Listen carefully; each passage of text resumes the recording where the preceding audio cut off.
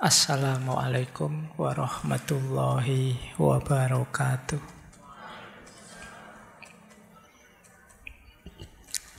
Bismillahirrahmanirrahim. Alhamdulillahi rabbil alamin.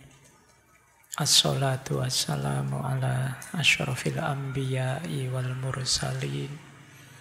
Sayyidina wa maulana Muhammadin wa ala alihi wa ashabihi wa man tabi'ahum bi ihsanin ila yaumiddin.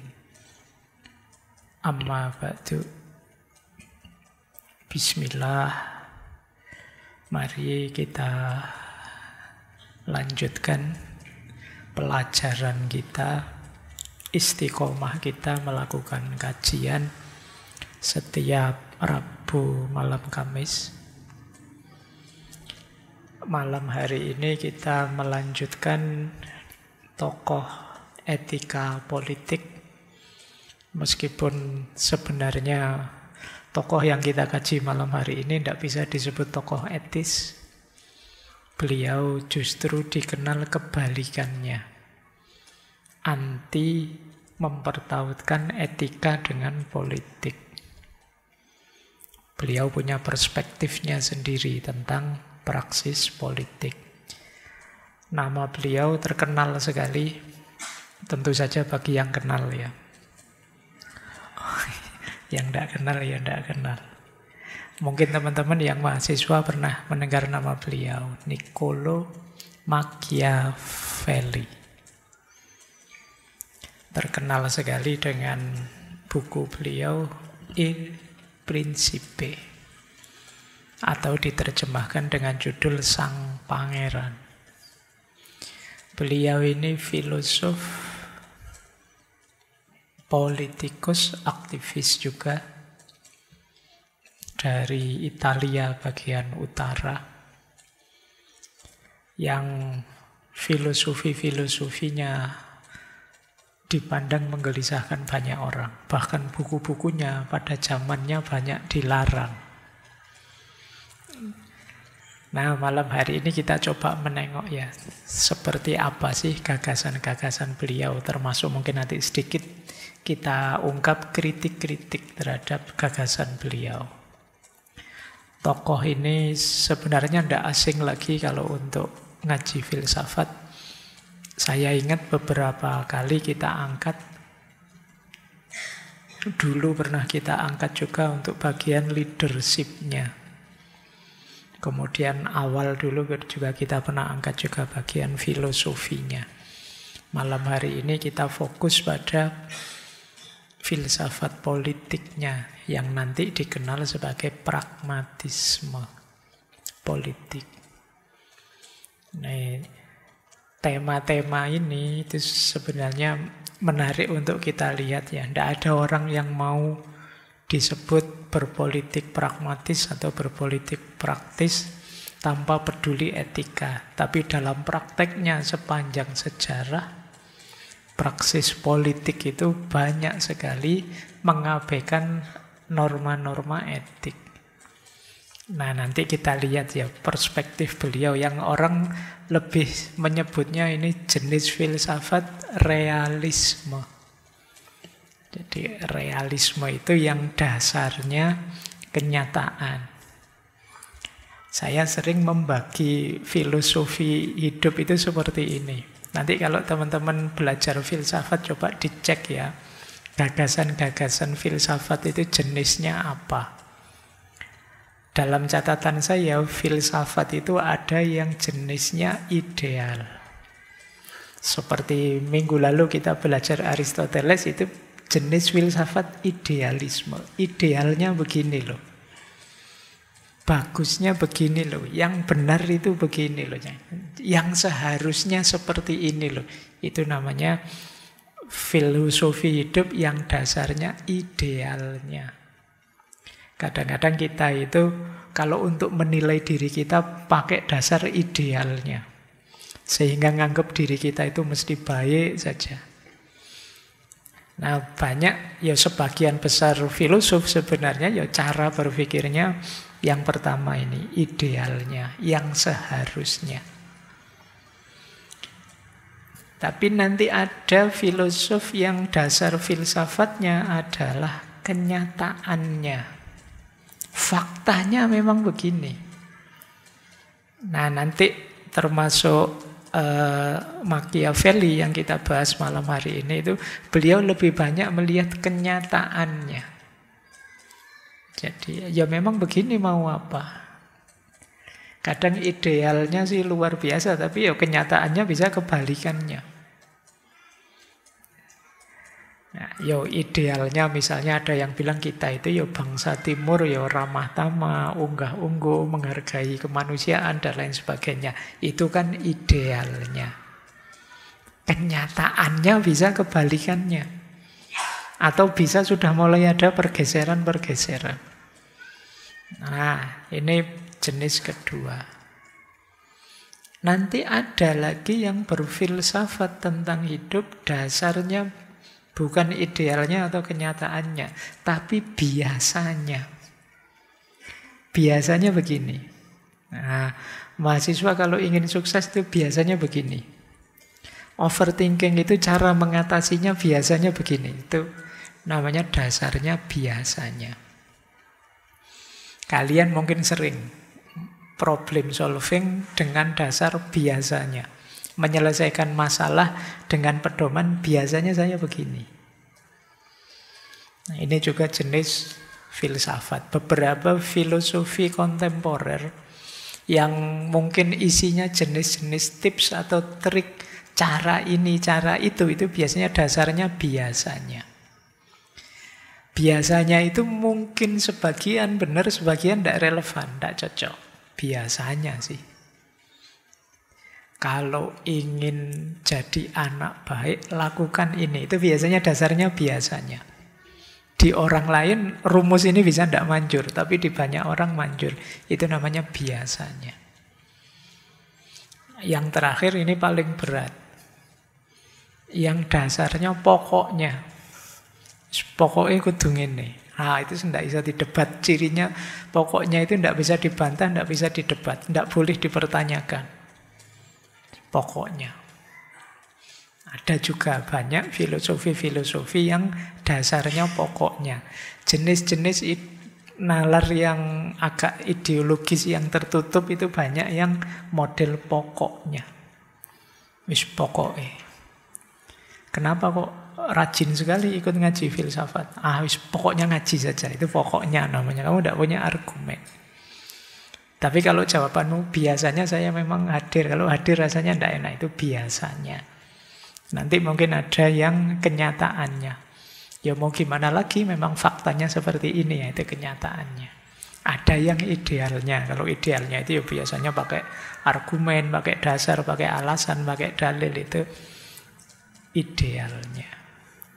Nah, kita posisikan ya Machiavelli malam hari ini. Itu beliau berfilsafat dengan dasar dua yang tengah, antara kenyataannya dan biasanya.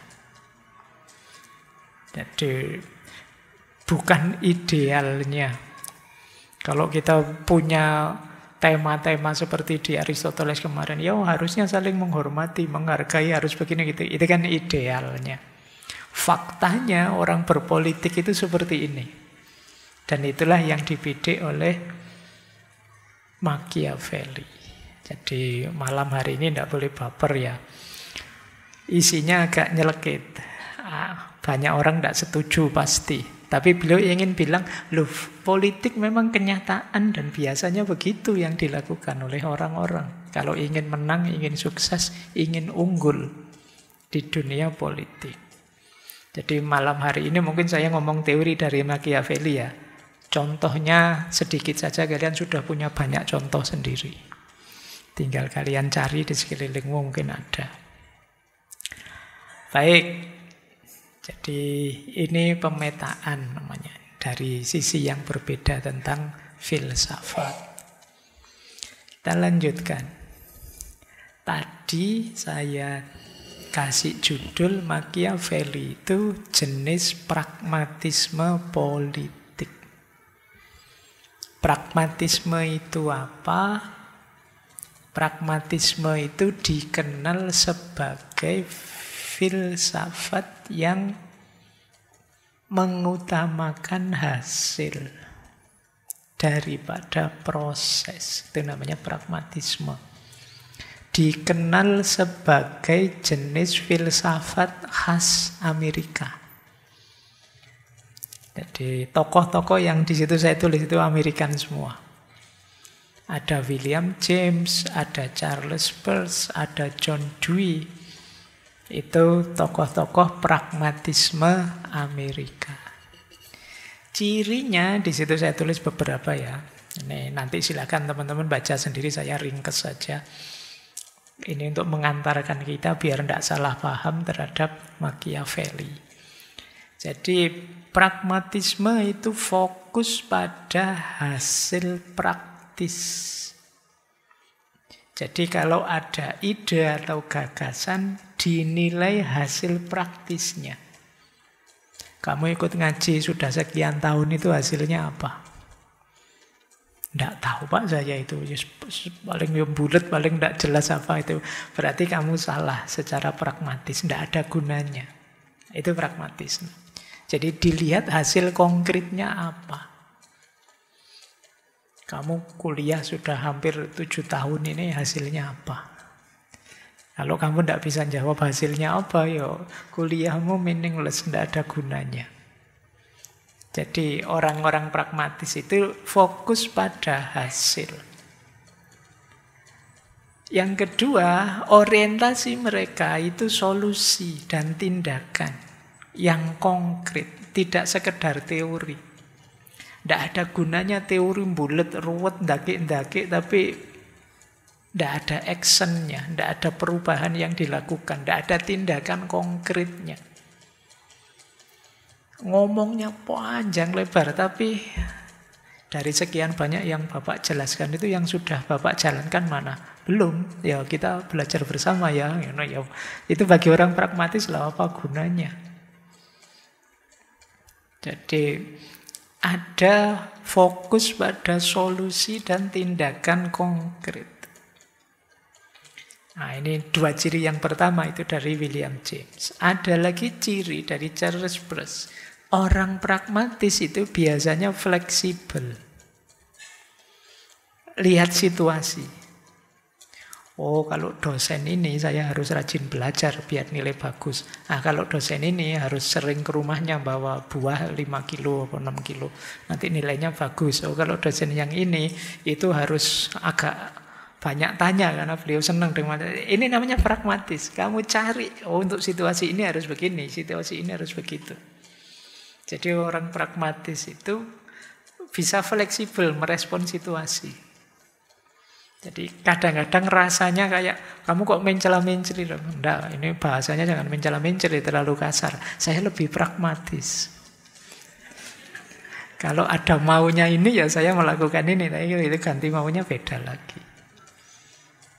Nanti sama siapa ngomongnya bagaimana, sama yang lain ngomongnya bagaimana, demi tujuan tertentu. Itu namanya pragmatis. Oke. Baik, nanti kata Charles Peirce lagi, orang pragmatis itu menilai berdasarkan konsekuensinya. Sama kayak tadi ya, konsekuensinya apa yang dilakukan ini. Baru baik kalau kelihatan hasil baiknya. Kemudian kata John Dewey, ujiannya ide itu dalam pengalaman. Bolehlah kalian berteori tinggi-tinggi, berteori rumit-rumit, tapi coba dicek efektivitasnya dalam pengalaman. Jalan begitu enggak? Kalau enggak ya teorimu enggak realistis. Enggak pragmatis. Nah, ide pada akhirnya dianggap sebagai hanya alat. Karena fokusnya pada tujuan, kata John Dewey. Pikiran kita itu hanya jembatan untuk tindakan, untuk perubahan. Jadi dia tidak vital. Yang vital itu tindakan dan perubahan yang kita lakukan. Bukan pikiran. Ide, gagasan itu tidak ada gunanya kalau tidak punya daya rubah. Ndak ada actionnya. Pikiran tinggi-tinggi ndak ada actionnya, ndak ada gunanya. Maka sebenarnya pikiran itu tidak segalanya. Pikiran hanya jembatan saja untuk melakukan perubahan. Nah, ini namanya pragmatisme. Kapan-kapan boleh kalian diskusikan ini. Hidup itu enaknya gimana, Pak? Idealis, realistis, pragmatis, atau daripada capek lebih enak pakai pokoknya tadi lah, Pak. Yang penting inilah, pokoknya itulah. Itu kan yang sekarang banyak kita lihat di sekeliling kita ya. Baik, jadi berarti apa? Pragmatisme politik itu berarti praksis politik yang lebih fokus pada hasilnya. Jadi prosesnya monggo saja. Yang penting hasilnya apa? Kekuasaan, kemenangan, keunggulan. Ya yang penting hasilnya kelihatan. Entah caranya bagaimana. Makanya nanti Machiavelli itu dikenal sebagai pelopor semboyan tujuan menghalalkan cara. And justify means. Jadi terserahlah mau gombal, mau bohong, mau apa, yang penting sukses. Nah, yang penting berhasil, itu berarti benar sudah. Jadi benar salahnya dilihat di hasilnya. Yang penting kan dapat ijazah, Pak. Nah, meskipun, nah itu, yang penting kan jadi guru besar. Yang penting kan, nah itu kayak gini nih logika pragmatis namanya. Oke ya, itu nanti diskusi mula. Yuk kita lanjutkan. Jadi itulah pragmatisme. Nah, politik sekarang. Kalau tadi pragmatisnya, sekarang politiknya. Ada banyak sekali teori politik, cuma dalam praksisnya politik itu bisa bermakna positif, bisa bermakna negatif dalam wacananya. Jadi kan banyak orang yang nganggap politik itu negatif. Kemarin ada beberapa contoh juga. Tapi secara idealis sebenarnya ya politik itu ya positif. Kalau tidak ada politik gimana kita menata hidup bersama orang lain. Jadi berarti ada banyak makna. Nah itu beberapa yang saya tulis ya. Politik itu apa sih? Ada yang menganggap memaknai politik itu ya manifestasi dari fitrah sosial manusia. Jadi dengan adanya politik maka hidup sosial jadi tertib. Nah, ini makna yang positif ya. Dia adalah arena dari kecenderungan atau fitrah alamiah manusia yang makhluk sosial. Kita itu, ini Aristoteles minggu lalu kan, kita itu makhluk sosial. Nah untuk hidup bersama perlu penataan. Untuk bisa penataan ya berarti harus ada politiknya. Kalau di Aristoteles kemarin tata kotanya. Gimana kita mengelola hidup bersama. Nanti ada yang memaknai politik itu arena kebaikan bagi individual. Jadi politik itu adalah wadah kita untuk mengekspresikan diri kita dalam kebaikan-kebaikan. Makna seperti ini bisa kita temukan misalnya dalam mana-mana politik yang lebih sofistik. Mungkin yang lebih berhubungan dengan akhlak, moral, pengembangan diri. Jadi ada arena untuk kita melakukan kebaikan khususnya kepada sesama kita. Nah, arena itu namanya politik. Politiklah yang menata kepada siapa kita harus berbuat baik, kepada siapa harus kita hargai, kapan kita patuh, kapan kita harus bergerak sendiri, dan lain sebagainya. Makanya disebut arena kebaikan. Nah, sehingga politik menjadi jalan pengembangan diri. Ada dua makna yang orang sering menganggapnya negatif, tapi dalam prakteknya paling sering kelihatan. Ini dua makna yang terakhir. yaitu makna politik sebagai arena perebutan kekuasaan. Jadi politik adalah ihwal siapa menguasai siapa. Siapa yang menang dia berkuasa, siapa yang kalah dia inferior dikuasai. Ini makna yang ketiga.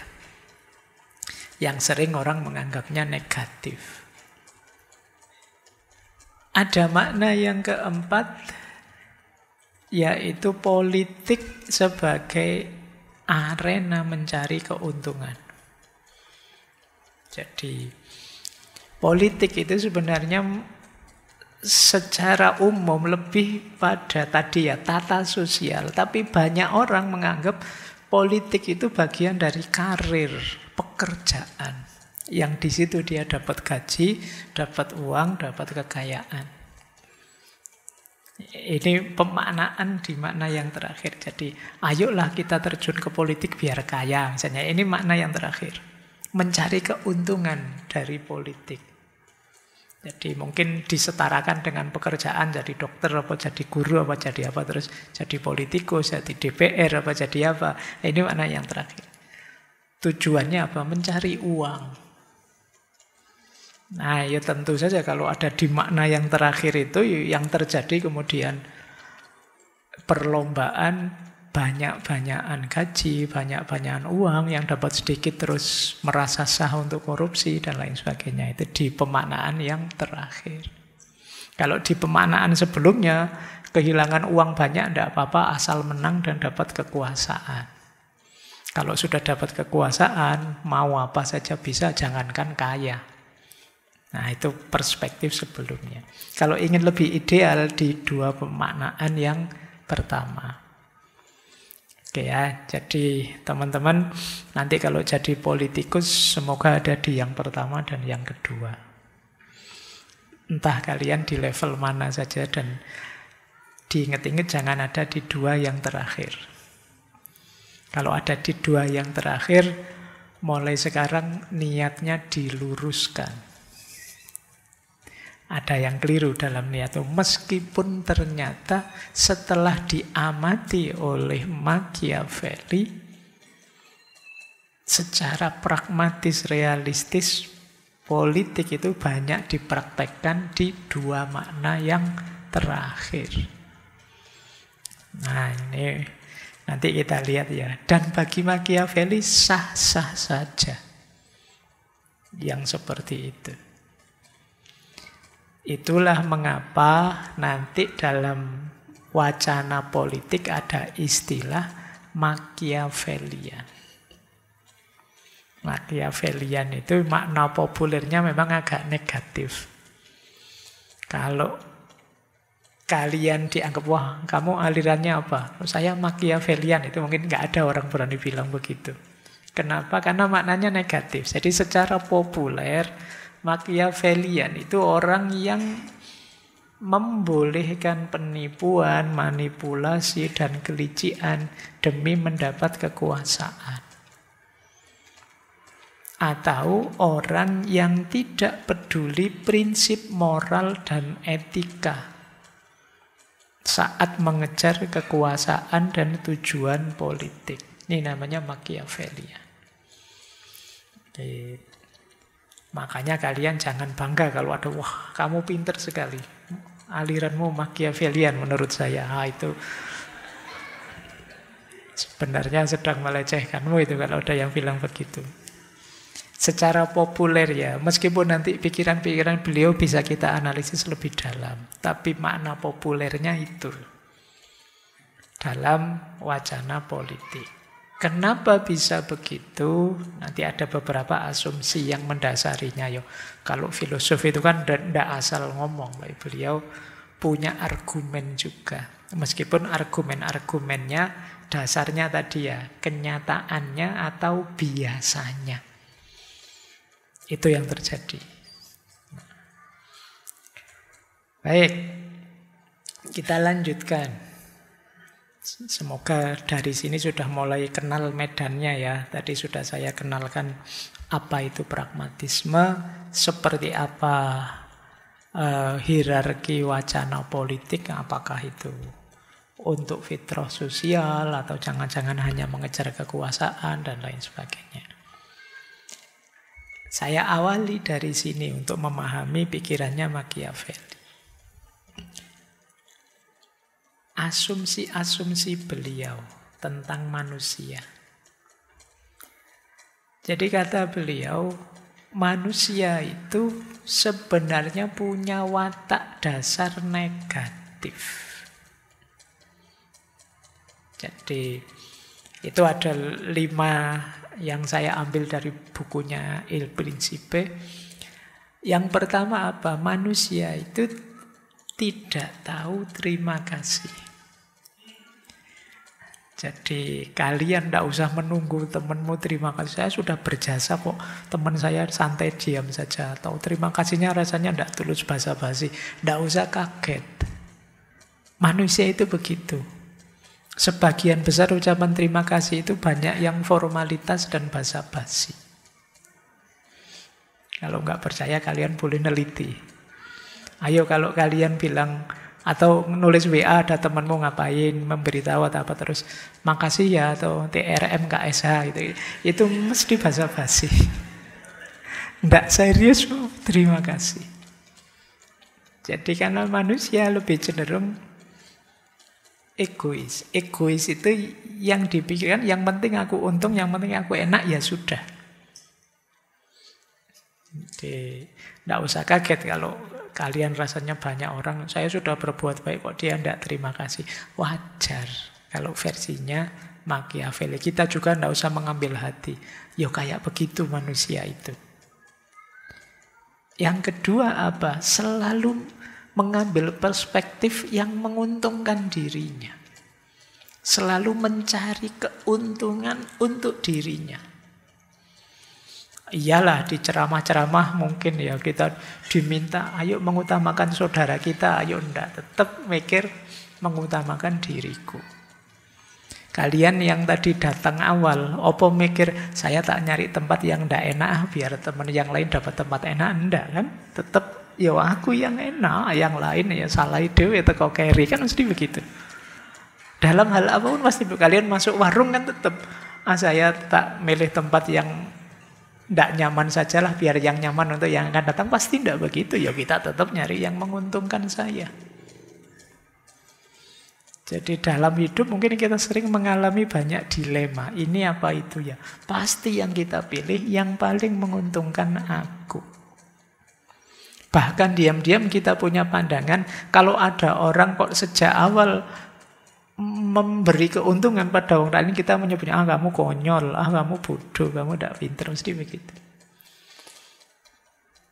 Apalah kalau kalian nonton film misalnya di 21 milih kursi itu apa ya, terus saya kursi yang tidak enak saja biar yang enak, kan tidak begitu. Berarti memang fitrahnya orang itu nyari yang menguntungkan dirinya. Jadi tidak usah kamu marahi kalau ada orang kok nyari untungnya sendiri. Meskipun dalam skala yang besar dan luar biasa. Kita sendiri juga sering begitu kok. Dan itu natural, kata Machiavelli. Wajar saja orang mencari keuntungan untuk dirinya. Tapi kan nanti ada problem apa? Kalau secara natural begitu, apa boleh kemudian dengan nabrak nilai-nilai moral dan lain sebagainya. Nah itu problem selanjutnya. Tapi secara fitrah, orang itu selalu akan mencari yang menguntungkan dirinya. Kemudian yang ketiga, suka menyembunyikan sesuatu. Dalam rangka apa? Keuntungan dirinya. Apakah yang disembunyikan itu rahasia dirinya, atau yang berkenaan dengan temannya, atau tentang apa saja yang kamu sembunyikan. Itu biasanya demi keuntunganmu. Ada tidak kalian nyimpen file-file yang tidak boleh dilihat orang di HP-mu? Kamu sembunyikan kan? Dalam rangka apa? Biar kamu untung. Karena kamu tahu kalau ketahuan orang lain, rugi besar kamu. Mungkin nama baikmu, mungkin bisa macam-macam. Jadi manusia itu makhluk misteri.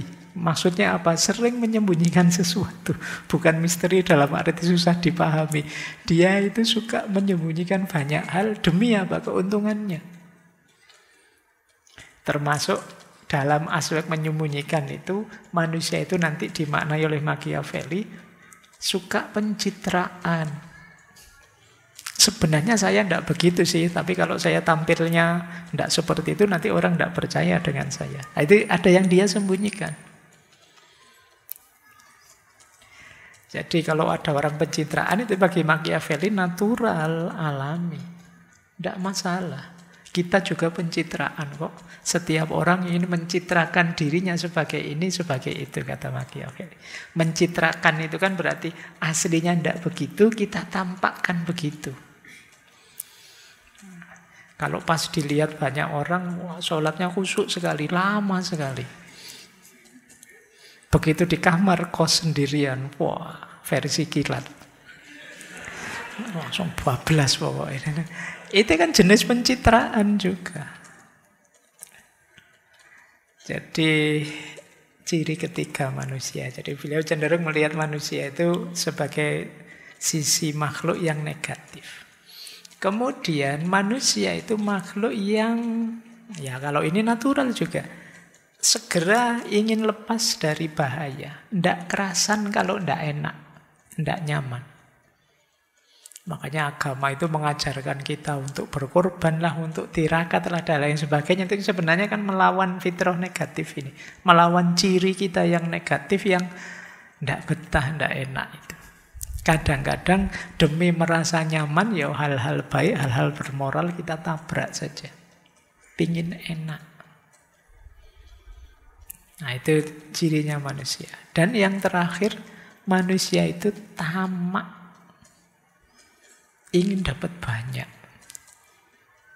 Kalau bahasa Al-Quran, alhaakumut takasur.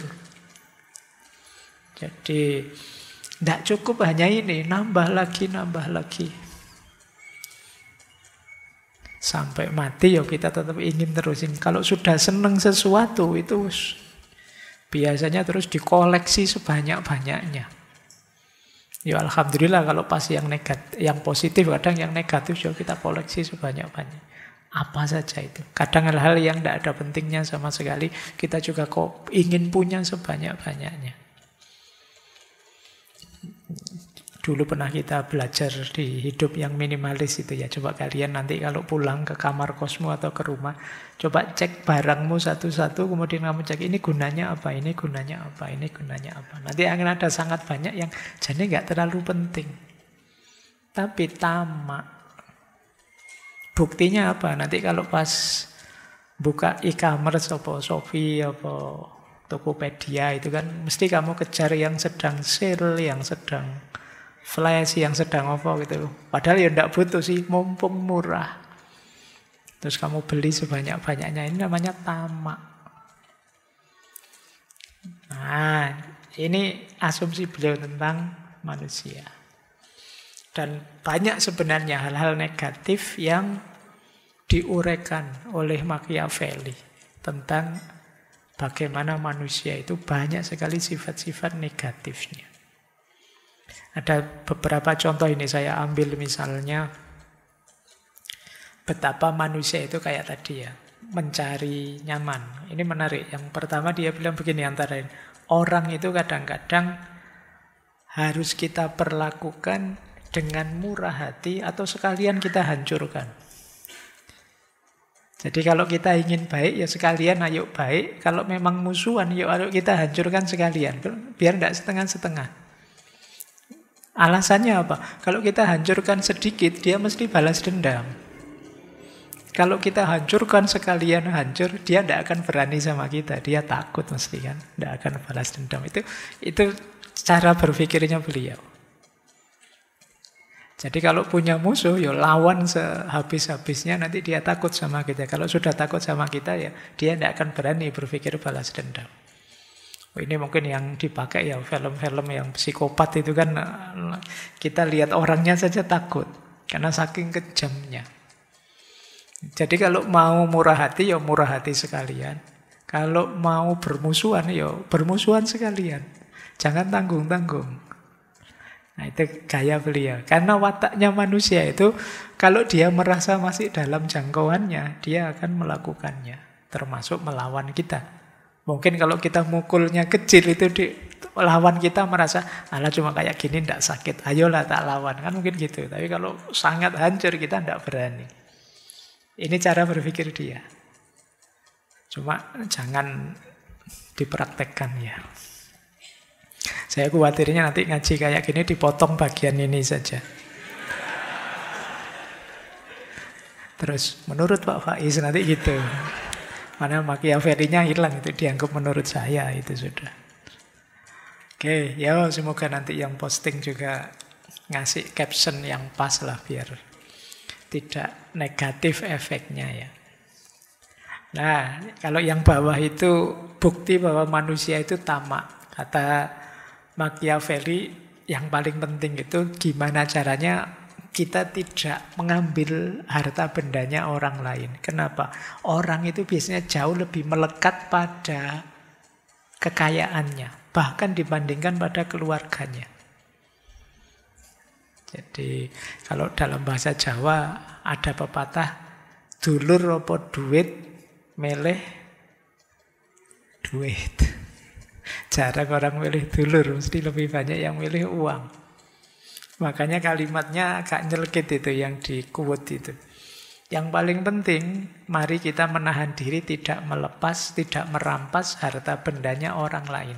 Karena orang itu lebih cepat melupakan kematian ayahnya daripada kehilangan warisannya. Jadi maksudnya apa? Ayahnya meninggal dia sedih. Tapi sedihnya paling singkat, tidak lama. Tapi kalau kehilangan warisan, sedihnya lama banget. Jauh lebih lama meratapi warisan daripada meratapi kematian ayahnya. Maka jangan disenggol ini. Jadi ini nasihat sebenarnya kan untuk sang pangeran. Jadi nanti kalau jadi pimpinan, sensitif kalau kamu nyenggol kepemilikan. Itu mesti demo, mesti ngamuk kalau urusan harta disenggol. Kamu harus bisa bikin trik gimana caranya mereka tidak merasa diambil haknya. Karena manusia itu punya watak tamak.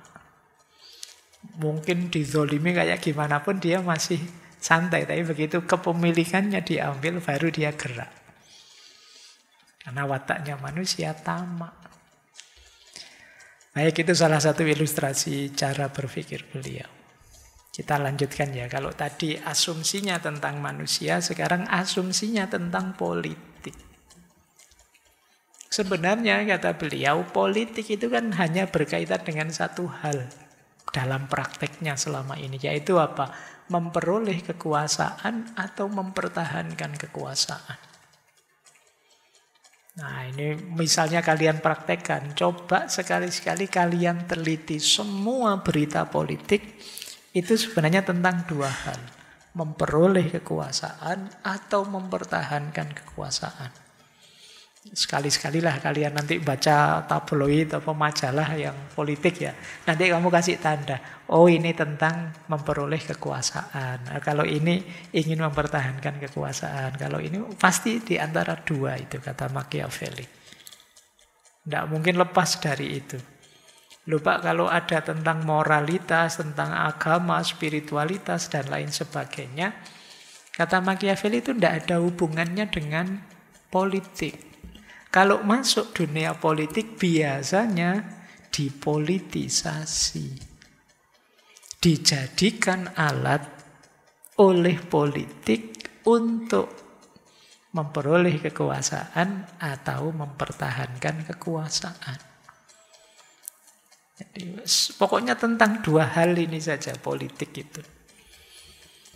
Nah, maka seorang politikus, apalagi pemimpin atau sang pangeran, harus punya kemampuan yang tinggi untuk memperoleh kekuasaan atau mempertahankan kekuasaan.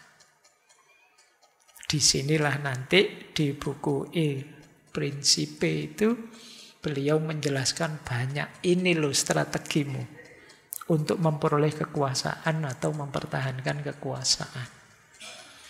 Dan itu dijelaskan di buku itu. Semoga teman-teman sudah pernah baca bukunya, Sang Pangeran. Nah, ini quote terkenal sekali dari beliau. Politics has no relation to moral. Politik itu tidak ada hubungannya dengan moral. Kata beliau ya, bukan saya, tak kasih nama itu bawahnya. Jadi jangan dimarahi kalau ada orang mazhabnya Machiavellian terus abai moral. Karena ya tidak ada. Seandainya orang teriak-teriak moral lah, teriak-teriak apa spiritualitas dan lain sebagainya, kata Machiavelli, itu kalau di dunia politik hanya jadi kendaraan politik. Untuk apa? Meraih kekuasaan atau mempertahankan kekuasaan. Itulah prinsip dasarnya.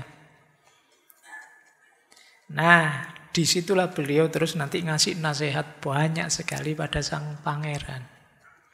Ya, dari Florence, Italia Utara saat itu ya. Caranya bagaimana? Dasarnya apa sih nasihat-nasihat yang beliau berikan itu? Ya dasarnya membaca sejarah politik yang selama ini sudah berjalan. Kata beliau, everyone who want to know what will happen ought to examine what has happened. Setiap orang yang ingin tahu apa yang akan terjadi harus memeriksa apa yang telah terjadi. Biar tidak kejeblos dua kali. Segala sesuatu di dunia ini pada zaman apapun punya replikanya di zaman kuno.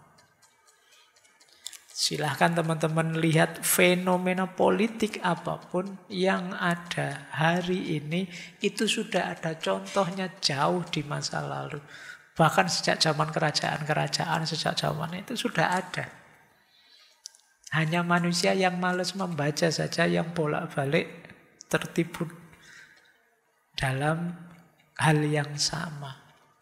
Jadi beliau ini memberi nasihat banyak sesuai praktek politik yang sebelumnya terjadi. Kalau ingin menang seperti ini, kalau ingin sukses seperti ini. Jadi kalau ada yang tanya buku itu disusun dasarnya apa Pak? Apa ngarang apa kira-kira enggak? Beliau membaca sejarah sebelumnya selama ini. Yang dari situ terus disimpulkan tips and trick praktisnya.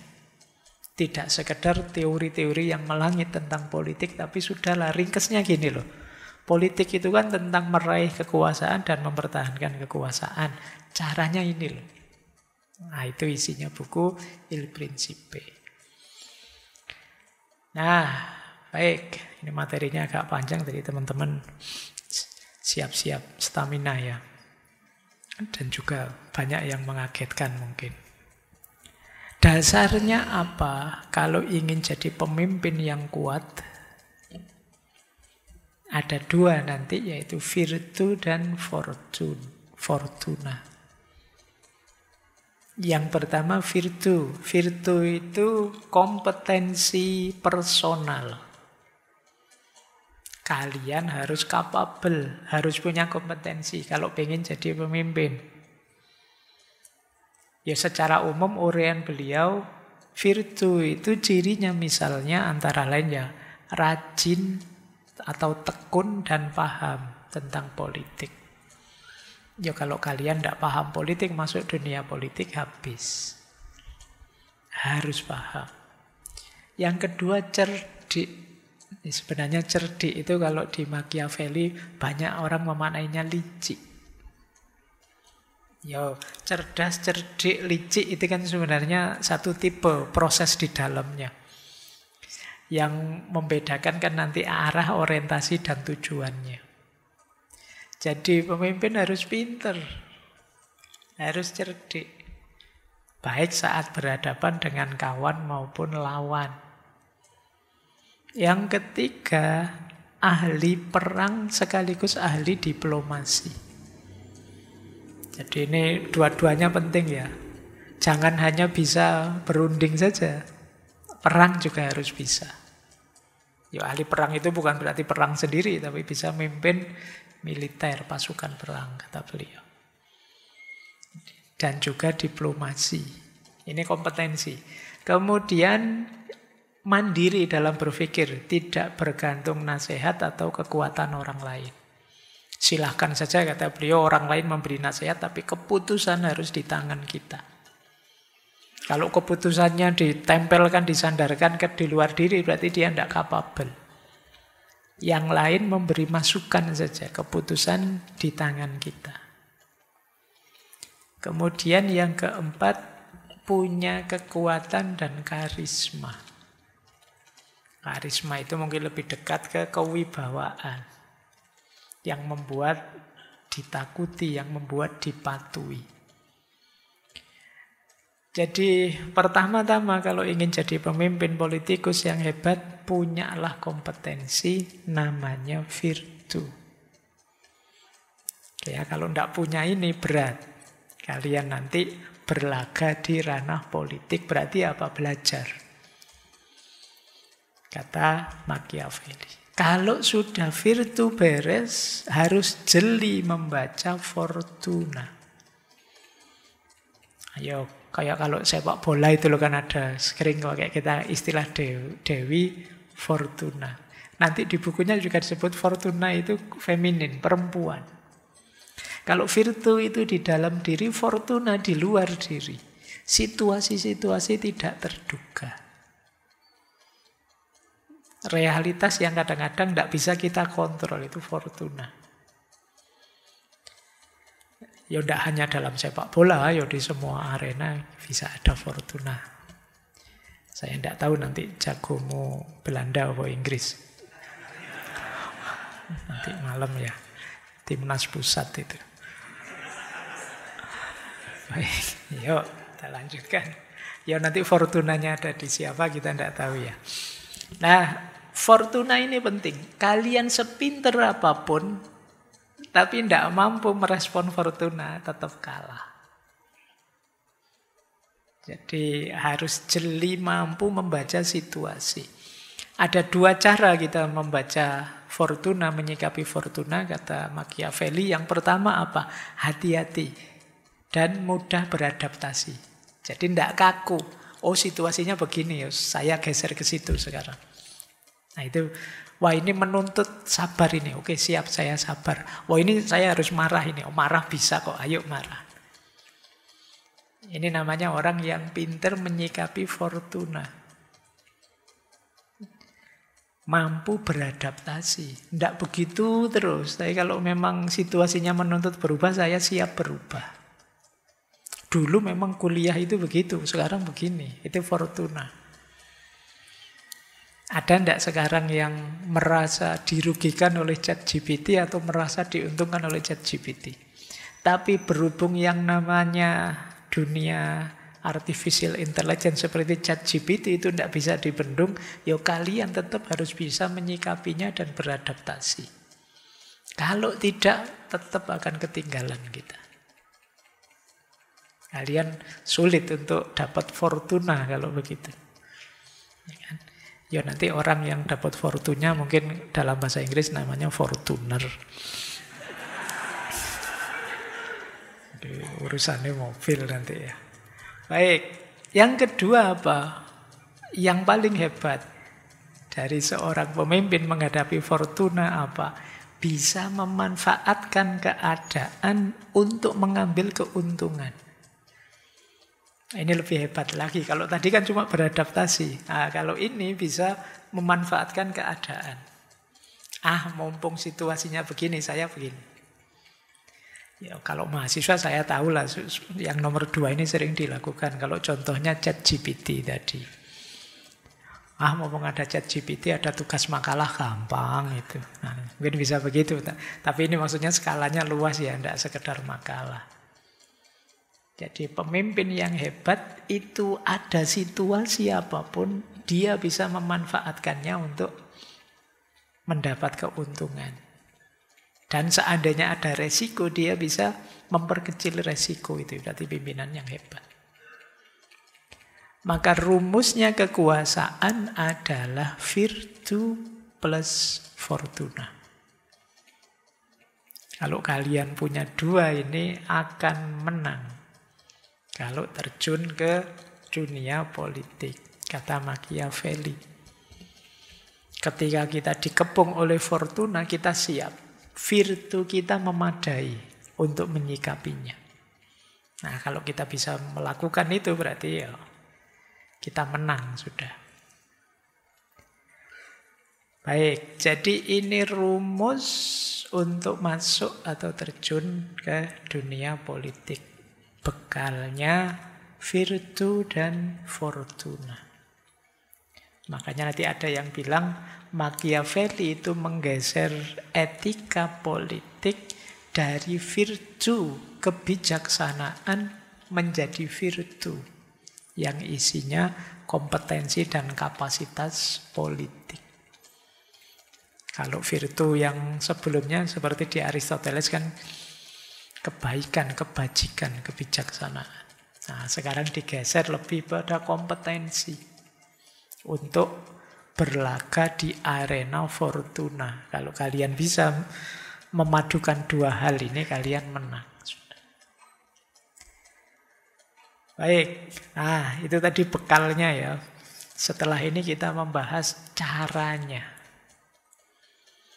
Ini yang oleh banyak orang nanti disebut pragmatis tadi. Boleh ambil nafas sebentar, biar tidak tegang.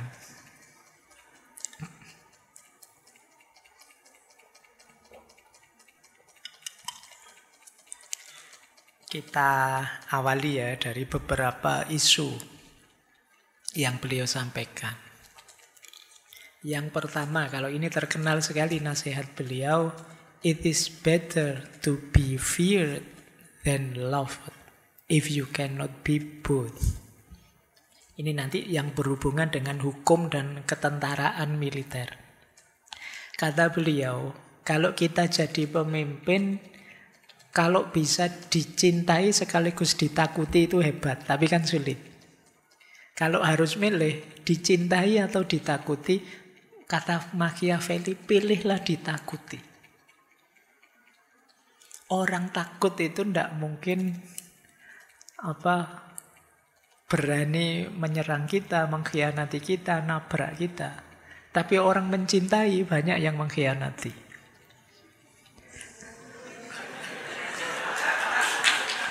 Nah, iya kan itu Machiavelli begitu. Kan banyak, ceritanya ya banyak. Jadi sudah cinta segitunya berkhianat. Jadi cinta masih bisa berubah jadi pengkhianatan. Tapi kalau takut tidak. Kalau sudah takut ya kamu mengkeret sudah. Jadi kalau harus milih ditakuti apa dicintai, pilihlah ditakuti. Akan lebih aman untuk kekuasaanmu. Jadi manusia itu kalau sekedar cinta, begitu dia merasa terancam atau merasa ada keuntungan lebih besar, dia bisa mengkhianati cinta. Tapi kalau takut, tidak akan berani dia. Makanya antara hukum atau undang-undang dengan kekuatan militer, kekerasan, kata Machiavelli, hukum atau undang-undang ini tidak akan jalan kalau tidak didampingi oleh kekuatan militer. Kalau tidak ada tentaranya yang ngawal hukum atau undang-undang itu, sulit. Ketika ada tentaranya, ada militernya yang ngawal, orang lebih mudah patuh. Kalian patuh peraturan lalu lintas, lebih banyak disetir oleh kesadaranmu apa takut polisi? Sebagian besar karena kan takut polisi. Jadi ya orang memang kalau pakai berpikir idealnya tadi ya orang harusnya sadar, jadi orang baik, tidak menyakiti orang lain kan begitu idealnya. Tapi dalam kenyataannya banyak kebaikan yang kita lakukan itu karena takut. Kok tidak nyontek Mas Ujian? Takut Pak, pengawasnya ngeri. Kayak kamu tidak nyontek bukan karena sadar, cuma pengawasnya ngawasi terus. Kok sekarang tidak pernah pulang malam lagi? Takut dimarahi orang tua. Jadi energi ketakutan itu luar biasa ternyata untuk menciptakan stabilitas.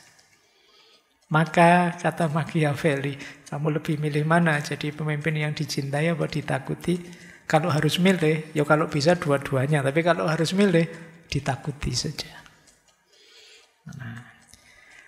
Baik, ini jangan langsung diiyakan ya nanti kapan-kapan.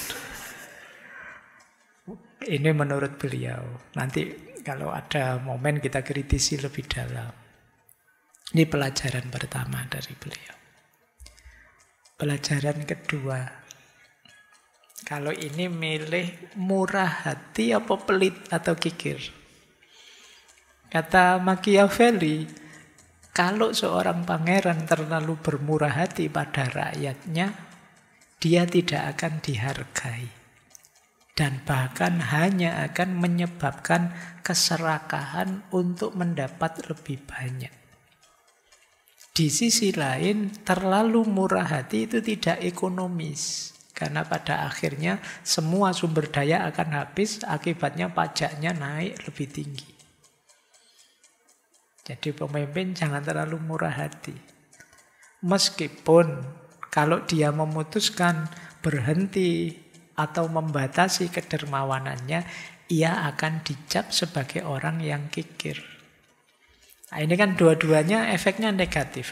Kalau kita terlalu murah hati, masyarakatnya jadi manja, tambah serakah. Terus biayanya besar. Kalau kita kikir atau pelit, ya kita dituduh pemimpin yang pelit, tidak menyejahterakan.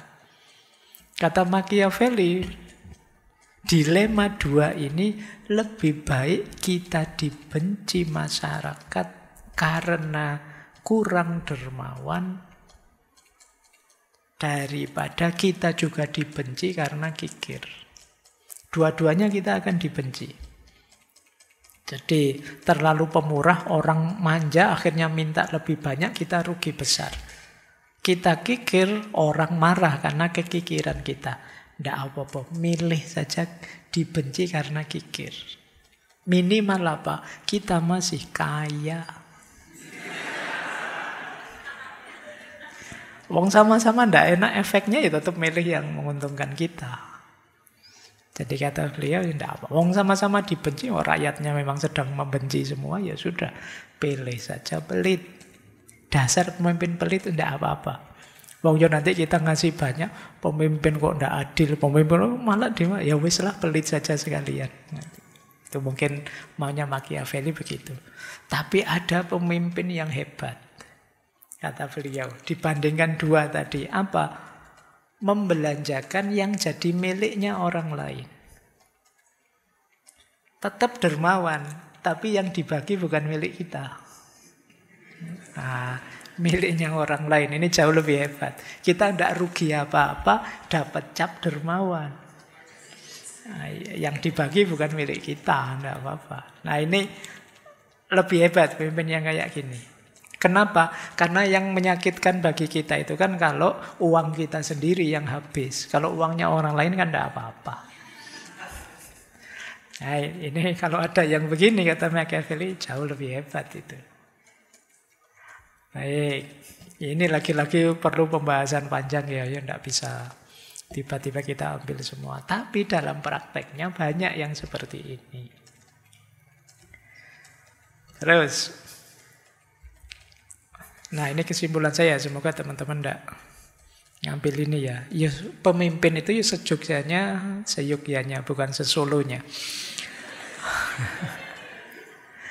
Seyogyanya baik, sebaiknya ya terpuji lah. Tapi kalau memang perlu ya tidak apa-apa jahat.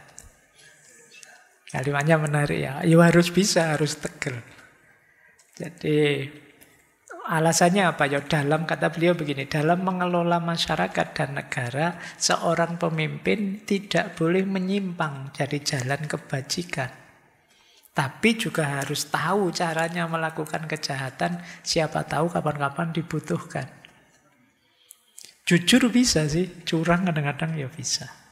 Demi apa? Itu sebenarnya nanti ada alasannya kenapa beliau sampai begini. Ya sama kan, memang kadang-kadang sistem etik itu antara kondisi biasa dengan kondisi gawat kan memang beda. Membunuh itu dalam kondisi biasa ya kriminal, tapi dalam kondisi perang itu ya tidak masalah. Nah itu maka beliau, ya orang itu harus jadi orang baik juga bisa, tapi kadang-kadang agak jahat juga harus mampu. Kenapa? Situasi kadang nuntut itu. Jadi seorang pemimpin harus mampu semuanya. Kata beliau, kalau memang seorang pemimpin bermaksud menjayakan negara, maka metode apapun yang dipakai layak dipuji dan dihargai. Ini untuk kepentingan negara loh ya, bukan untuk kepentingan saya. Sama seperti tadi, urusan dermawan ngasih orang itu kan bukan untuk kepentingan dia. Tapi biar asetnya negara tidak habis. Jadi ada bantuan dari luar, tidak apa-apa. Ya bantuan dari luar itu aja yang dibagi. Milik kita masih aman. Itu sebenarnya kepentingannya kepentingan negara. Dan itu yang disebut pemimpin hebat, kata Machiavelli. Nah, jadi dia jadi baik bisa, bila perlu jahat juga mampu. Kenapa kok tidak baik saja Pak? Ini menarik kalimat beliau. Faktanya kata beliau, orang yang ingin berbuat baik dalam segala hal pasti akan mengalami banyak kesedihan di antara banyak orang yang tidak berbudi luhur. Kalau memang masyarakatnya sudah kacau rusak, kita yang berkomitmen jadi orang baik itu akan lebih sering stres. Ini mirip dengan Ronggo Warsito bulan lalu itu kan. Ya, kalau semuanya sudah edan, satu-satunya orang baik akan dianggap yang edan. Kalau teman-teman hari ini sering gelisah, sering sumpah gimana sih yo di medsos itu kok begitu, gimana sih yo orang-orang ini, kita gelisah. Kemungkinan sesuai rumusnya Machiavelli ini, karena kita ingin konsisten jadi baik terus, begitu ketemu circle yang isinya orang-orang yang tidak baik, terus kita stres. Nah, maka kata beliau tadi, kalau pemimpin dia harus bisa ngerti banyak medan. Tidak hanya medan-medan kebaikan, medan-medan keburukan, kejahatan, dia juga mampu mengelola, menguasai. Makanya kalimatnya ya baik, oke. Kalau dijajak buruk, tantang-tantangan, ayo siapa takut. Nah, itu cirinya. Nah, beliau ngasih ilustrasi begini, kata beliau. Alexander never did what he said. Cesare never said of what he did. Ada dua tipe pemimpin yang dicontohkan beliau dalam Il Principe. Yang pertama Alexander the Great. Yang kedua Cesare Borgia. Ini yang satu raja besar Makedonia. Ini dua-duanya pemimpin yang sukses. Yang satu bangsawan, politikus Italia. Tapi dua-duanya gayanya beda. Alexander the Great itu, kata beliau, never did what he said. Sering tidak memenuhi janjinya. Tapi karena beliau pemimpin yang kompetensinya luar biasa, ya dia tetap sukses. Mungkin di daerah taklukan-taklukannya itu, kata Machiavelli, ya sering ngomong apa tapi tidak dijalankan. Sudah janji apa tapi tidak dipenuhi. Tapi dia tetap seorang Alexander the Great. Karena kompetensi dan prestasi-prestasinya. Orang tidak terlalu ambil peduli dengan proses yang dia lakukan, tindakan yang dia jalankan, yang kecil-kecil. Nah, kebalikannya, Cesare Borgia, kalau Borgia kebalikannya, kalau beliau tidak banyak ngomong, kalau Alexander the Great itu tidak menepati janjinya, mungkin banyak ngomong janji ini itu. Tapi kalau Borgia sebaliknya, tidak banyak ngomong, yang penting tindakan saja sudah. Yang tegas. Nah, dua tipe ini berbeda, tapi dua-duanya sama-sama sukses. Ini yang tadi disebut tipe yang kompeten. Baik, ada lagi contoh selanjutnya ya, ilustrasi dari beliau. Beliau punya ilustrasi rubah dan singa. One must be a fox in order to recognize traps, and a lion to frighten off wolves. Those who simply act like lions are stupid. Seseorang harus seperti rubah untuk bisa mengenali jebakan-jebakan. Dan seperti singa untuk membuat takut serigala. Tapi kalau orang hanya seperti singa saja, berarti dia pemimpin yang bodoh. Maksudnya apa? Pemimpin yang baik itu ya rubah ya singa. Rubah itu terkenal karena kecerdikannya. Singa itu terkenal karena wibawanya, kehebatannya yang membuat lawan takut. Dia tidak perlu menyerang, cukup datang saja bubar, yang lain takut. Nah, dua-duanya harus ada. Kenapa? Karena kalau hanya singa, tidak ada rubahnya, gampang dibohongi, gampang dimanipulasi, gampang dikhianati, gampang dijebak. Maka selain singa harus ada rubahnya. Tapi juga jangan hanya rubah. Kalau hanya rubah, tidak ada singanya, yuk ngerti sih kalau dijebak, yo cerdas, yo cerdik. Tapi tidak ada orang takut padanya. Jadi dia mau ngapain saja orang senyum aja, Allah kamu mau apa? Beda kalau singa. Singa itu hadir saja, dehem sedikit saja, yang lain bubar. Nah, dua-duanya penting. Makanya kata beliau, pemimpin yang hebat itu ya singa ya rubah. Kalian juga harus cerdas, tapi juga berwibawa. Itulah cirinya pemimpin yang hebat. Tadi juga dicontohkan Alexander the Great dan Cesare Borgia. Lanjut. Nah, ini beliau punya kalimat bagus. Gimana sih caranya agar pemimpin itu dipihaki, dibela oleh rakyat? Kata beliau, pemimpin yang cerdik akan menghargai rakyatnya. Namun tidak ragu untuk menyakiti mereka saat diperlukan. Karena dalam jangka waktu yang panjang, lebih baik menjadi kejam daripada menjadi lemah. Jadi ya sih, ingin memuliakan rakyatnya, menghormati rakyatnya. Tapi kalau diperlukan sekali-sekali menyakiti, kata Machiavelli, ya monggo saja. Demi apa? Biar pemerintahan tetap kuat. Ini mikirnya jangka panjang, kata Machiavelli.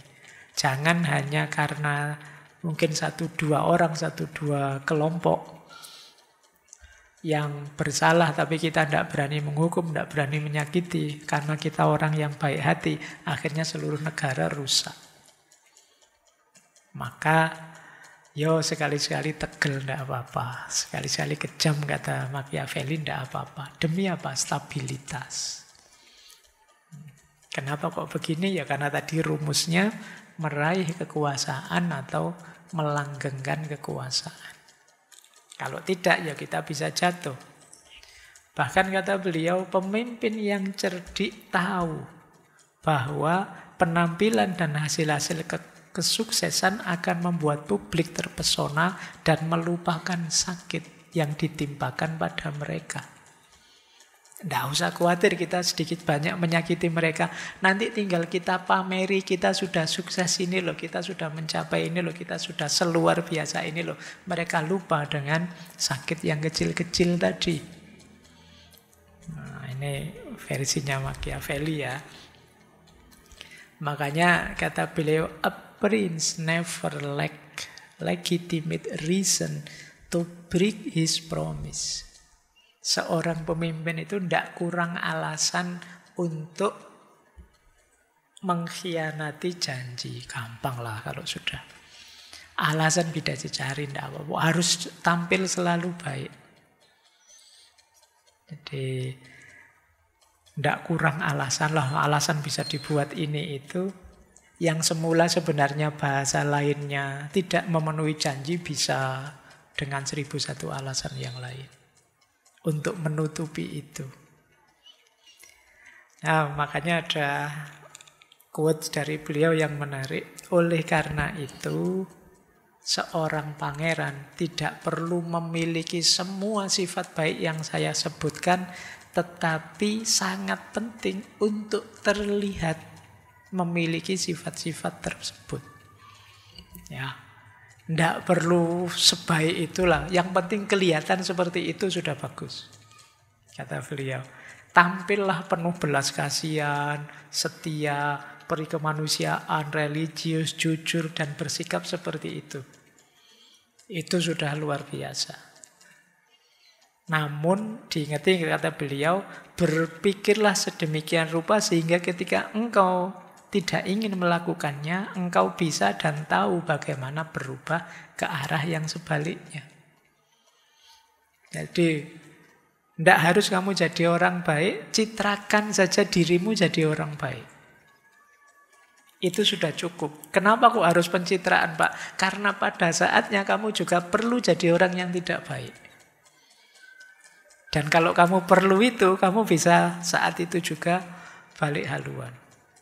Jadi orang yang pemurah, kasih sayang.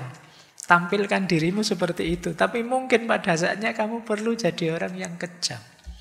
Dan kamu juga bisa kalau dituntut untuk kejam. Itu yang dimaksud oleh Machiavelli. Jadilah orang yang jujur sejujur-jujurnya. Tapi pada saatnya kamu mungkin perlu sedikit bohong. Dan kamu bisa untuk bohong. Agak berat kalau pemimpinnya, kata Machiavelli, tidak bisa lengkap wataknya tadi. Jujur bisa, Pak, tapi kalau bohong tidak bisa. Wah, kadang-kadang perlu bohong. Kasih sayang sekali, Pak, tapi kejam tidak bisa. Wah, kita kadang perlu kejam. Secara pragmatis. Makanya, tidak apa-apa, citrakan dirimu seperti yang baik-baik. Tadi religius lah, bermoral lah, dan lain sebagainya. Tapi ketika dibutuhkan sebaliknya kamu bisa. Nah, itu maunya Machiavelli begitu ya. Baik, kita lanjutkan. Semoga kalian tidak kaget dan tegang ya. Ternyata ada cara berpikir seperti ini. Boleh berbohong. Iya ini. Ini menarik ya kalimat ini. Kalian selama ini sama sekali dilarang bohong. Kata Machiavelli boleh, kenapa tidak? Ada yang quote pertama itu menarik. Never attempt to win by force what can be won by deception. Tidak perlu capek-capek menang dengan kekuatan, dengan daya upaya yang menghabiskan energi, biaya, dan lain sebagainya. Kalau engkau bisa menang dengan tipuan. Daripada capek-capek habis biaya banyak, tenaga, stres, energi, sudahlah. Kalau dengan sedikit tipuan bisa menang, kenapa?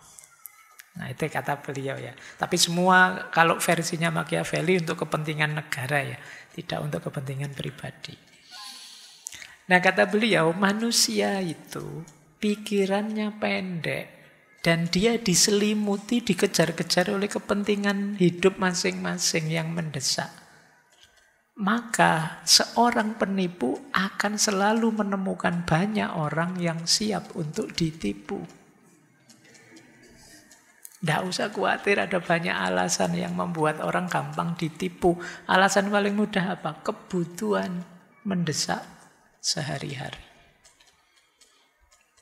Jadi manfaatkan momen ini. Tidak usah takut untuk kepentingan negara menipu demi kepentingan negara. Dan akan banyak orang yang siap untuk ditipu. Nah, pemimpin yang hebat, wahai pangeran, kata Machiavelli, boleh bohong kalau diperlukan demi kebaikan negaranya. Tapi jangan sampai kebohongan itu menyebabkan kebencian rakyat kepadanya. Bohong boleh, tapi jangan membuat rakyat benci. Kalau membuat rakyat benci, ya dia akan kehilangan legitimasi, kehilangan kekuasaan. Blunder sudah. Padahal tadi tujuan politik itu mempertahankan kekuasaan. Kata beliau, pemimpin yang cerdik itu tidak perlu terlalu memegang kata-katanya sendiri kalau tidak menguntungkan. Kalau menguntungkan ya tidak apa-apa. Kalau tidak untung, ngapain terlalu berpegang pada kata-kata. Tadi Alexander the Great juga sering bohong, kata Machiavelli. Toh dia tetap dikenang sebagai pemimpin yang besar. Kalau seorang pemimpin ingin tetap memimpin, ia harus belajar melakukan kebajikan namun menggunakannya sesuai kebutuhan. Jadi, bohonglah sesuai dosisnya. Jujurlah sesuai dosisnya. Itu versinya Machiavelli ya. Tapi untuk kepentingan negara. Nah, apalagi menghadapi pelaku-pelaku politik yang juga banyak bohong, banyak curang. Sangat tidak masalah kalau kita juga ingin bohong. Karena kata beliau, it is double pleasure to deceive the deceiver. Kesenangannya double kalau kita membohongi orang yang tukang bohong. Itu Machiavelli yang bilang ini ya. Baik, ya nanti satu negara jadi tukang bohong semua kalau logikanya seperti ini ya. Jadi ada masih banyak yang lain, cuma tidak mungkin saya sampaikan satu-satu. Nanti keluar dari sini kamu berubah pikiranmu. Tapi seperti itulah secara umum ya gaya berpikirnya Machiavelli. Yang tadi disebut nasihat-nasihat praktis, pragmatis. Untuk orang yang sedang memegang kekuasaan, ingin melestarikan kekuasaannya, atau orang yang ingin meraih kekuasaan. Logika-logika tadi yang digunakan oleh Machiavelli. Baik, ambil nafas lagi sebentar. Biar kamu tidak kaget. Sekarang kita lanjutkan ya, kita coba urai pelan-pelan. Apakah harus begitu? Apakah memang harus kita ikuti 100%? Ada enggak sih kritik-kritiknya? Nanti kita lihat pelan-pelan ya. Setelah tadi kita belajar pandangan beliau. Berarti memang kalau versi beliau, etika dan politik itu dua hal yang tidak harus dipertemukan. Seandainya harus dipertemukan, ya monggo saja. Tapi biasanya itu untuk kepentingan politiknya. Kebalikannya Aristoteles kemarin. Kalau Aristoteles kemarin kan politik itu perluasannya etika. Nah, kalau sekarang kebalikannya justru etika itulah nanti bagian dari politik. Jadi orang baik, orang religius, spiritual itu kalau sudah di politik ya dimanfaatkan untuk kepentingan politik. Nah, kita lihat sekarang pandangan-pandangan terhadap Machiavelli. Tentu saja gagasan semacam yang di atas melahirkan kontroversi yang luar biasa. Buku-buku beliau banyak dilarang. Kenapa dilarang? Ya karena seperti tadi ternyata memang abai terhadap moralitas. Sekarang kita lihat ada beberapa perspektif. Yang pertama memang negatif gagasan beliau. Beliau ini orang yang dianggap mengajarkan kejahatan, mengajarkan hal-hal yang immoral. Dan ini yo pasti negatif kalau maknanya seperti ini.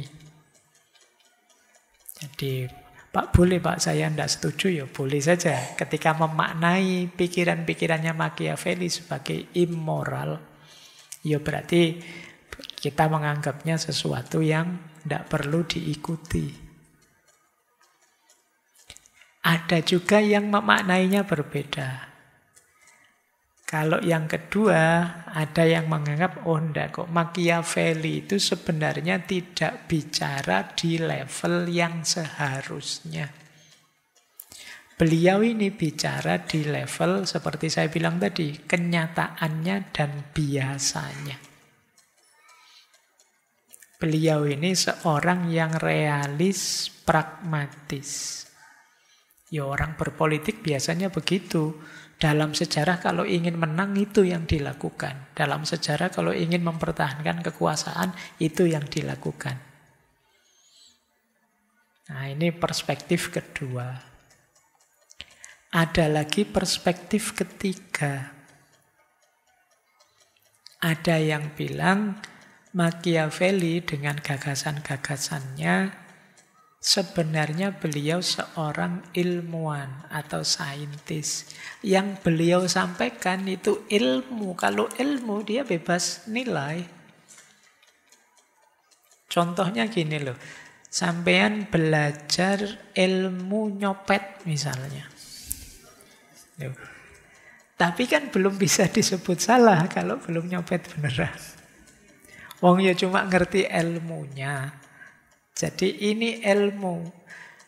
Tidak harus jadi senjata bahwa kalau nanti saya jadi pimpinan akan seperti itu.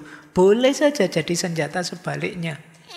Saya akan mengawasi yang jadi pimpinan biar tidak melakukan ini. Atau kalau besok saya yang jadi pimpinan, saya tidak boleh melakukan ini. Bisa saja begitu. Jadi tidak harus dianggap ini tuntunan untuk saya. Tapi juga bisa ini petunjuk untuk kita hati-hati. Jangan sampai tertipu, jangan sampai dibohongi, jangan sampai dijebak secara politik. Jadi ada beberapa makna. Nah yang terakhir ini yang banyak juga disebut orang memahami pikiran-pikirannya Machiavelli itu jangan melihatnya sebagai etis. Tentang tata cara berperilaku, tapi lihat saja sebagai medis. Medis itu untuk mengobati. Jadi memang saat itu Italia Utara termasuk wilayahnya Machiavelli itu sedang dalam kondisi hancur-hancuran. Sedang terancam bahaya. Ini era-era Renaissance awal. Jadi mulai banyak problem-problem sosial, politik, dan lain sebagainya. Termasuk muncul pengkhianatan-pengkhianatan. Maka beliau menganjurkan, sebenarnya kan secara umum tadi beliau sedang menganjurkan sang pangeran untuk tegas. Jangan takut-takut kalau mau menghukum, jangan takut-takut untuk kepentingan negara melakukan ini, melakukan itu. Itu perspektif. Makanya istilahnya perspektif medis, bukan etis. Medis itu untuk mengobati. Kalau masyarakatnya sudah terlanjur rusak, ya perlu ditegasi. Biar tidak berlarut-larut. Makanya kata beliau, rakyat yang berkhianat harus diamputasi sebelum menginfeksi seluruh negara. Jadi ini dianggap penyakit, ini ada orang seperti ini. Harus ditegasi segera sebelum merusak bangunan seluruh negara. Itulah mengapa menyebutnya ini medis. Pak kok bisa menipu, Pak kok bisa mencurangi sampai menyakiti rakyatnya. Ya tidak semua rakyatnya. Yang bermasalah saja dalam konteks apa? Menyelamatkan negara. Jadi itu makna kedua. Dan yang ketiga ya memang situasi kacau saat itu diibaratkan situasi perang. Kalau perang kan boleh saja. Yang dalam kondisi normal tidak boleh, dalam kondisi perang boleh. Tidak boleh menyakiti orang, tidak boleh bunuh orang, tapi dalam situasi perang boleh. Tidak boleh membohongi orang, mungkin dalam situasi perang ya boleh. Kamu kok bohong, gerakannya ke kanan kok mukulnya yang kiri misalnya. Ya namanya perang. Mbok yo yang jujur, kalau kanan ya kanan, ya tidak jadi perang nanti. Ya perang itu ya memang begitu isinya, tipu menipu, bohong membohongi, kadang mengkhianati, biar apa? Biar menang. Jadi membacanya konteks sebagaimana perang. Atau kalau aspek internal ini semacam medis, mengobati problem-problem sosial di tengah masyarakat. Jadi teman-teman paling tidak sekarang ada beberapa perspektif ya membaca Machiavelli. Yang pertama ya memang negatif. Tidak usah ditiru Pak, banyak yang negatif ya tidak apa-apa. Perspektif pertama. Ada perspektif kedua. Ini sebenarnya bukan urusan negatif atau tidak, tapi faktanya begitu. Beliau sedang menjelaskan biasanya kenyataannya politik itu diperjuangkan dan dipertahankan seperti yang beliau jelaskan. Ini dasarnya pengalaman. Yang ketiga, ini sebenarnya sifatnya sains, ilmu yang mungkin bebas nilai. Silahkan saja dipelajari, tapi apakah harus digunakan atau tidak, ya lihat situasinya yang pas. Kemudian yang keempat, ini dilihat sebagai upaya menyembuhkan penyakit-penyakit sosial. Orang menyebutnya medis tadi. Dan yang terakhir, ini dipakai dalam kondisi perang. Dalam kondisi perang ya yang seperti tadi memang wajar saja. Oke, ini sebenarnya 5 ini bisa didiskusikan. Apa iya begitu? Teman-teman silakan membuktikan membacanya. Baik, sekarang kita lihat yang pertama ya. Kenapa sih pikiran-pikiran beliau banyak ditolak? Padahal tadi kan rasanya ya make sense saja, masuk akal saja sih. Politik memang begitu. Tapi secara umum orang menolak gagasan-gagasannya Machiavelli karena 3 hal. Yang pertama tentu saja aspek immorality-nya. Jadi aspek moralitas. Memang kelihatan kalau di Machiavelli moralitas itu tidak nyambung kalau dengan politik. Tidak ada hubungannya dengan politik. Sementara sebagian besar kita kan meyakini justru tertib sosial itu lahirnya dari norma-norma moral. Kesadaran-kesadaran etis setiap orang. Makanya gagasan-gagasannya Machiavelli yang banyak nabrak etik terus dikritik orang. Yang kedua, Machiavelli terlalu melihat manusia itu negatif. Istilahnya sinisisme toward people.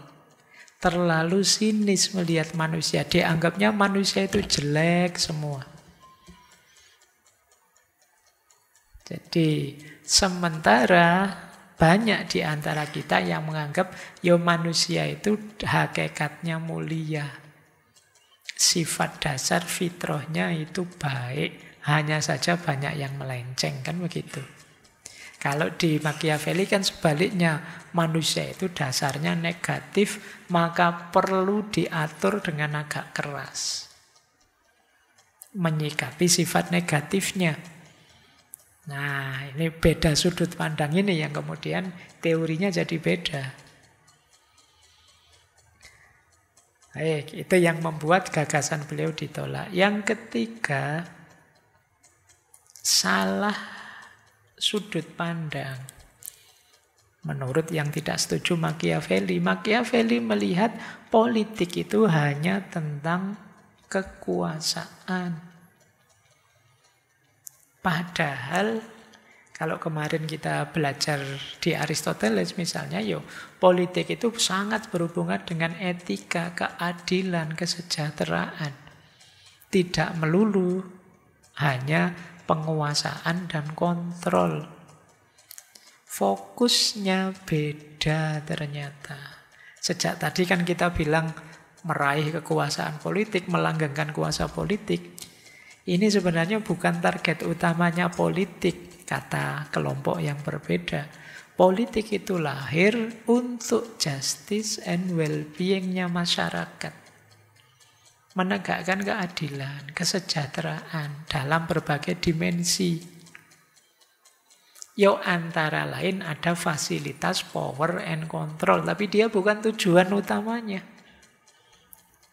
Maka jangan berhenti di power dan kontrol saja, tapi masuk lebih jauh, keadilan.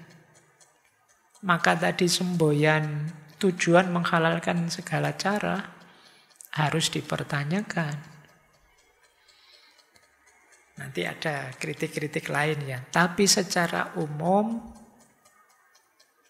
3 alasan ini yang membuat gagasan-gagasan Machiavelli banyak ditolak, bahkan istilah Machiavellianism jadi istilah yang sifatnya negatif. Oke, kita lanjutkan. Masih kuatkah? Masih ya. Ini tambah lama tambah berat, karena ini mikir, kalau tadi cuma cerita. Karena kalau tidak saya tambahi kritiknya, kalian keluar dari sini agak bahaya. Terus kita lanjutkan ya. Sekarang kritik. Kritik yang paling tegas pada Machiavelli adalah politik itu harusnya bermoral. Kenapa begitu? Politik itu kan bagian dari perilaku, behavior, tindakan, aktivitas natural manusia. Dan kalau dia bagian dari perilaku manusia yang mengatur, menata perilaku manusia, itu kan moral. Politik yang bermoral akan memastikan penghormatan terhadap kemuliaan manusia, martabatnya juga hak-haknya. Apa gunanya kalau kita jalannya sudah rusak? Untuk mencapai tujuan mungkin kekuasaan dipertahankan. Tapi orang tidak percaya lagi dengan moralitas. Orang tidak percaya dengan kemuliaan manusia. Orang tidak percaya dengan keadilan.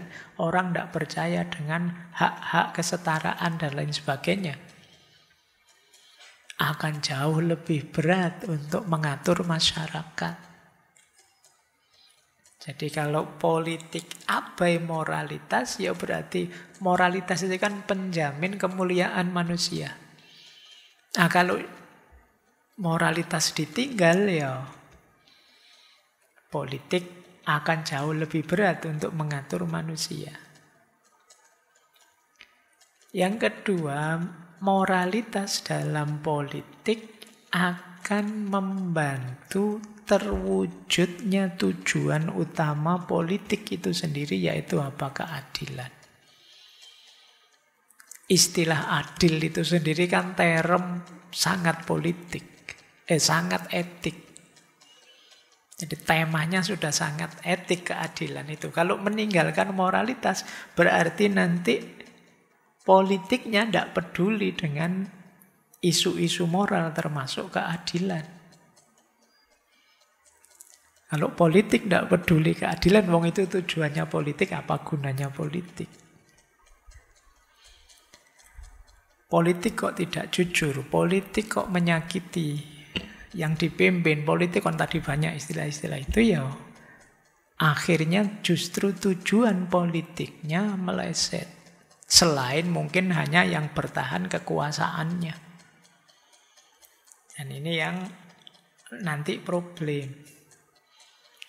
Kemudian, ini kritik yang ketiga dalam aspek moral ya.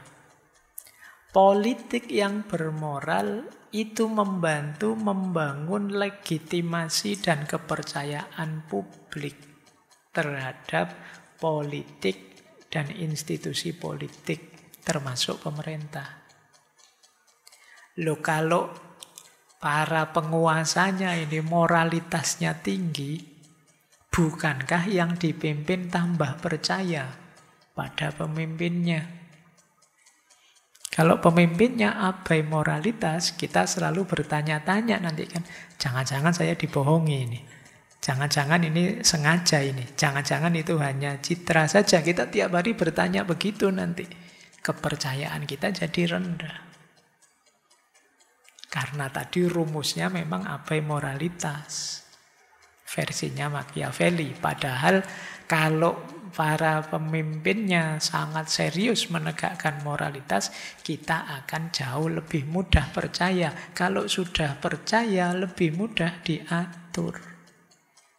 Lebih mudah ditertibkan. Dan lebih mudah mewujudkan cita-cita sosial politik bersama. Kemudian yang keempat, semua yang dilakukan tadi melupakan aspek konflik.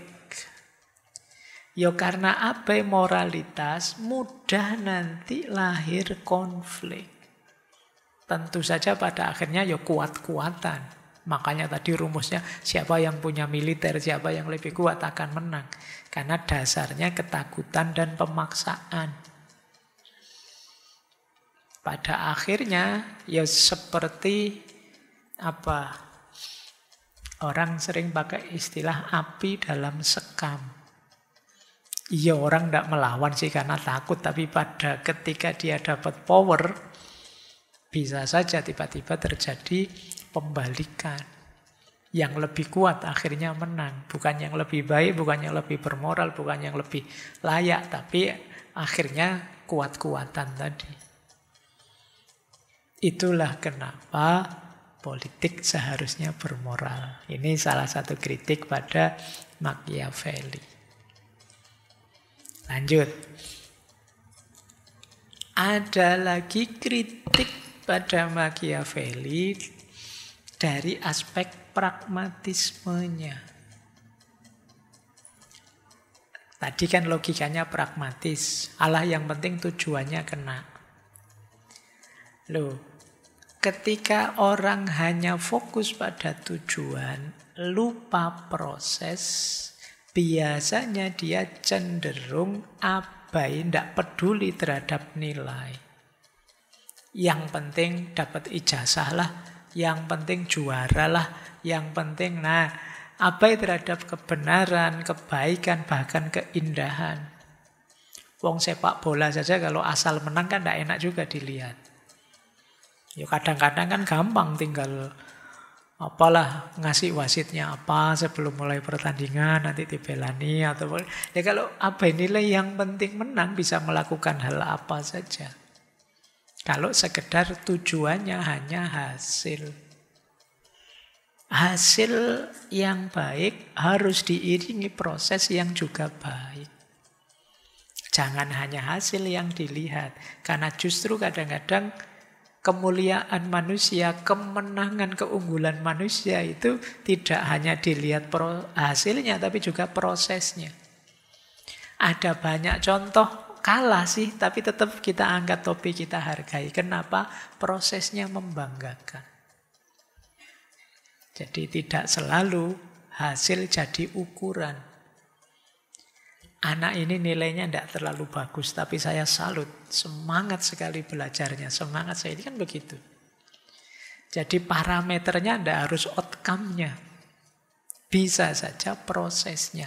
Kenapa? Kan kita sering bilang, hasil itu urusannya Tuhan, Pak. Manusia kuasanya hanya ikhtiar usaha. Berarti apa? Justru keistimewaan proses itu jadi cirinya manusia. Jadi ikhtiarnya yang maksimal itu justru jadi pencirinya dia, bukan hasilnya. Karena dalam banyak momen hasil itu di luar kuasa kita. Kadang-kadang ada loh yang sukses tapi dia tidak melakukan apa-apa, mungkin karena takdirnya Allah lah ya. Bisa. Tapi kan itu bukan sesuatu yang kita anggap istimewa, justru yang istimewa kalau memang kita yang mengupayakan. Nah, pragmatisme juga membuat orang meragukan nilai. Apakah itu nilai etik, nilai religius, dan lain sebagainya. Jadi, kalau gitu ngapain saya jujur. Teman saya yang nyontek nilainya paling tinggi. Orang jadi ragu dengan nilai. Ngapain saya kemarin jadi orang baik. Akhirnya sampai sekarang nggak jadi apa-apa. Teman saya yang curang, yang culas, yang itu enak terus hidupnya. Orang jadi ragu pada nilai. Kenapa sih Pak kok ribut tentang nilai? Loh manusia itu kemuliaannya dan tegaknya kemanusiaan itu dasarnya nilai. Kalau orang sudah tidak percaya nilai, ya kebanggaan kemanusiaan kita hilang. Apa istimewa kita? Kalau kita sudah tidak peduli dengan nilai-nilai. Kemudian, kalau hanya pragmatis melihat hasil, kita akan kesulitan menilai satu keputusan. Karena hasil itu di belakang. Saya milih ini apa milih itu ya? Itu kan tidak bisa pragmatis. Karena nanti saya milih ini, hasilnya ini ketahuan di belakang. Pilihan saya benar atau salah. Ini kan membuat kita bingung. Pokoknya sukses kalau lulus cum laude misalnya. Lulus tercepat misalnya, terbaik. Itu kan tidak bisa dinilai sekarang. Kalau nanti sudah ada keluar hasilnya, baru kita bisa nilai. Ini kan menyulitkan dalam perencanaan. Ukurannya tidak jelas sejak awal. Karena hasil di belakang, sementara kita menilai kan sebelumnya, sebelum memutuskan. Dan yang keempat, kelemahannya pragmatisme, kita tidak mampu menghadapi problem makna yang lebih dalam. Ya pemaknaannya dangkal saja biasanya. Oh ya sukses. Sukses itu biasanya dilihat nilainya tinggi, ijazah waktunya paling cepat, atau berhasil mencapai jabatan ini, jabatan itu, dan lain sebagainya. Tidak bisa melalui pemaknaan yang lebih dalam. Baik, terakhir ada lagi kritik pada jargon utama tadi di awal, end justify means. Tujuan bisa menghalalkan cara. Tapi banyak orang juga bilang jangan menghalalkan segala cara. Kenapa? Ya karena tidak semua cara halal, ada juga cara yang haram. Jadi ada juga banyak cara yang tidak etis. Kenapa jangan begitu? Yang pertama, nular.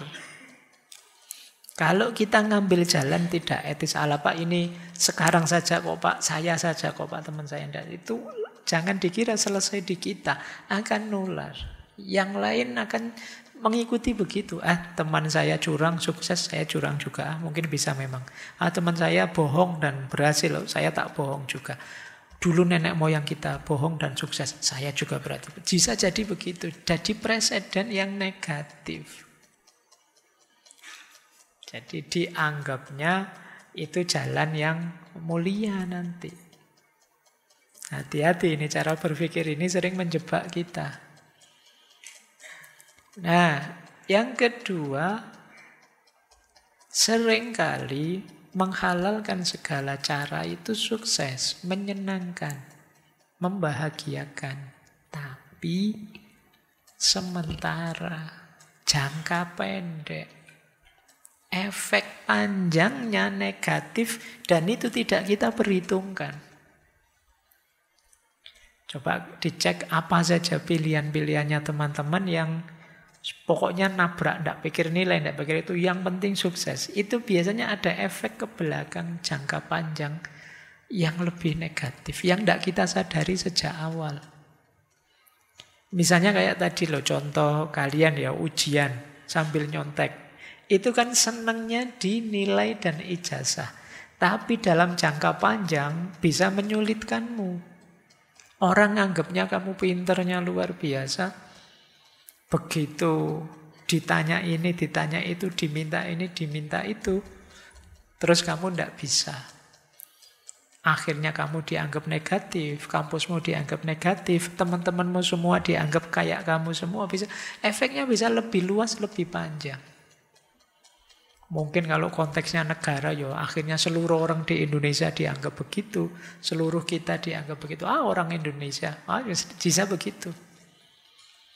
Ini efek luas dan panjangnya. Jadi menghalalkan segala cara. Dan yang terakhir tentu saja ada efek keberlanjutan, tertib sosial. Ya kalau semua orang suka-suka dia sendiri, tidak pakai aturan, ya pada akhirnya tabrakan-tabrakan kepentingan akan banyak terjadi. Model-model anarkis suka-suka sendiri akan jadi gaya dan akan memperlemah ikatan sosial kebersamaan. Akhirnya kita jatuhnya hanya memperjuangkan ego kita masing-masing. Pada akhirnya kebersamaan kita tambah melemah, tambah melemah.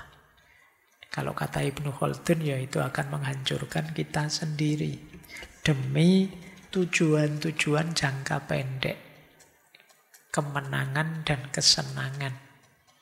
Kita melupakan bahwa justru yang jadi kunci kemanusiaan itu bukan hidup menang atau hidup senang, tapi hidup baik, good life, kebajikan, seperti disampaikan oleh Aristoteles minggu yang lalu.